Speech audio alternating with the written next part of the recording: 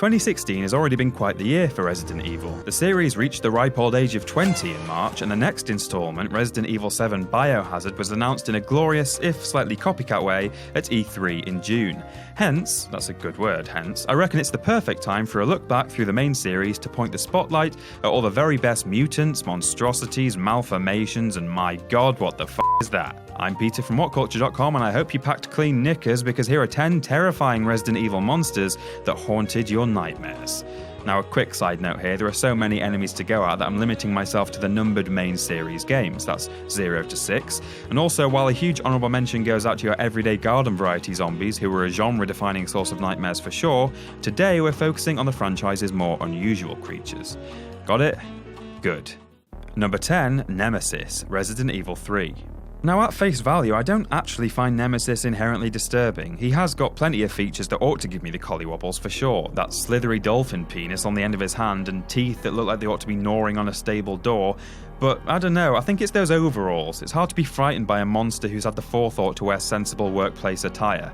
However, what he lacks in heebie-jeebies, he more than makes up for in brute force and persistence. And that alone was enough to fuel weeks of nightmares for thousands of players. To me, it's like being stalked by an enormous man-eating pangolin. It might not look that creepy, but it's so damn relentless and indestructible that you know it's going to catch up with you one day.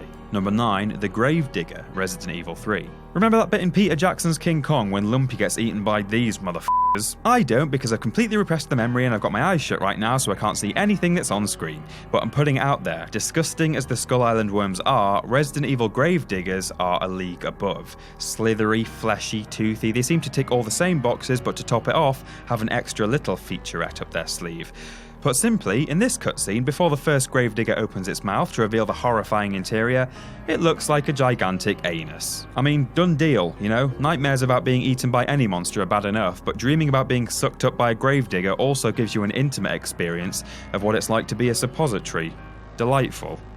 Number 8, the Cerberus, Resident Evil 1. The Cerberus and the technically distinct zombie dogs are both Resi veterans, with more collective appearances than any other special enemy. And why the hell not? They're literal sons of bitches and we love to hate them. But as for the fear factor, and I've touched on this in a previous list, I actually think that, like Nemesis, the reason these guys are as frightening as they are is their behaviour rather than their looks. Everyone can attest to the horror that was the window jump scare. Walking along, minding your own business, and then cardiac arrest. The Cerberus deserves a place on this list for only looking moderately scary, but still managing to be f***ing terrifying. Number 7, the Licker, Resident Evil 2. This might split the crowd, but I feel like I had to decide between Lickers and Hunters. Do you guys get the impression that they go to the same parties and would probably pick each other for best man? No? Well, I do, and I picked the Licker because, Jesus, it is horrible. It's as though the flayed man of House Bolton made sweet, tender love with Venom, and then even they were like, Jesus, look how ugly that baby is. Oh wait, it's ours. The exposed brain, the drool, the throaty groan, the Licker is survival horror royalty. The Hunter is a classic monster too, of course, but looks just a little too alien for me to picture it hiding in the dark corners of my bedroom. The Licker, on the other hand, is probably on your ceiling right now. Don't look up. Number 6, the Leech zombie, Resident Evil 0. Officially called Mimicry Marcus, the Leech zombie is a humanoid figure made entirely... No, I can't. No, can we do... Number 5, William Birkin, Resident Evil 2. Resi has long had a habit of making us fight big blobby bosses that look like someone turned a lump of whale blubber inside out and surgically grafted it to a spider crab, but one of the blobbiest of all is Resident Evil 2's William Birkin. Birkin is a lovely man who spends his weekends transforming from mutant humanoid to dark passage puppy monster to... Have you guys seen the movie Teeth? This is gross. The sound effects that couple his sluggish movements in this final form are enough to genuinely turn the stomach. Kudos to Capcom for taking the Star Wars Zarlak, which was scary enough when it was stuck in a hole, and giving it the ability to slop its way down a corridor hot on your heels. Number 4, CARLA SPORE M, Resident Evil 6. In Resi 6, Ada Wong has a doppelganger called CARLA who turns herself into an ever-expanding mass of silly putty and takes control of an aircraft carrier. Stay with me, audience, stay with me. Venturing through the ship, Ada has to face off against several humanoid masses of this goop, but then the real nightmare begins. Arms reach out from the sludge to grab you, while enormous nightmarish heads can be seen wobbling almost serenely on the walls. When attacking, the entire face erupts into a mass of crooked yellow teeth-like structures, and as a result, when one of them starts actively chasing you down this corridor in the bowels of the ship, you can expect a similar performance from your own bowels. CARLA's ultimate form is an equally disgusting and much larger head, but I actually think the wheezy moans of these smaller faces, coupled with their more human-like appearance, makes them not only more frightening than the final one, but also one of the most disturbing adversaries in the game. Number 3, the Bella Sisters, Resident Evil 4. This spot on the list really just goes to all of the Chainsaw Ganados, so shout out to Dr. Salvador and Mega Dr. Salvador, who is apparently just called Giant Chainsaw Man in the official guidebook. It's a good name.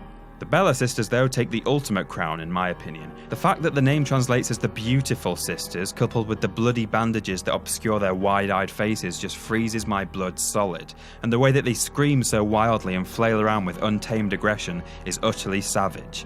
Having to keep an eye on both of them and the amount of ammo left in your rudimentary weapons is one of the most stressful parts of the best action game in the series. Number 2, Lisa Trevor, Resident Evil 1 Remake. Do you know what the scariest thing about Lisa Trevor is? It's not her mutated body, awkward shuffle, or the face skin of her victims that she wears across her exposed skull. It's her backstory. Lisa Trevor was a 14-year-old girl when she was taken along with her mother by the Umbrella Corporation as a human test subject on the Progenitor Virus project. Mutated beyond recognition, the wretched creature eventually wound up wandering the catacombs beneath the Spencer mansion, distraught at her mother's death and the fact that she was unable to get hold of her remains. Lisa Trevor would be terrifying enough as any old two-dimensional Resi monster, but her tortured screams and heartbreaking origins mean you don't only fear her, but what it must be like to be her. And number 1, the Iron Maiden, Resident Evil 4. I don't even know what to say about the Iron Maiden. I'm staunch in my beliefs that it's the single most unsettling Resident Evil monster ever to grace our screens, but abuse me on Twitter if you disagree.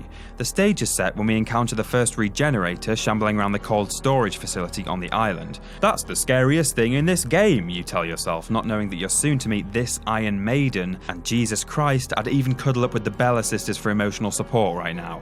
Everything about this monster is the stuff of my deepest, darkest nightmares. The twitchy jaw, the arms that pull you in for a deadly embrace upon its lethal spines, and that goddamn sound. The raspy breaths of the Regenerator and Iron Maiden, along with the subtle eerie music that plays alongside, came to define Resident Evil 4 and showed that, at least back in 2005, Capcom was still as capable as ever of curdling your blood good and true.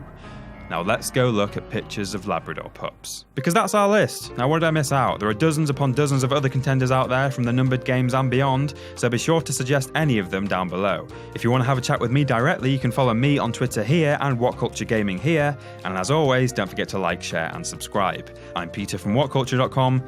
Don't have nightmares, do sleep well.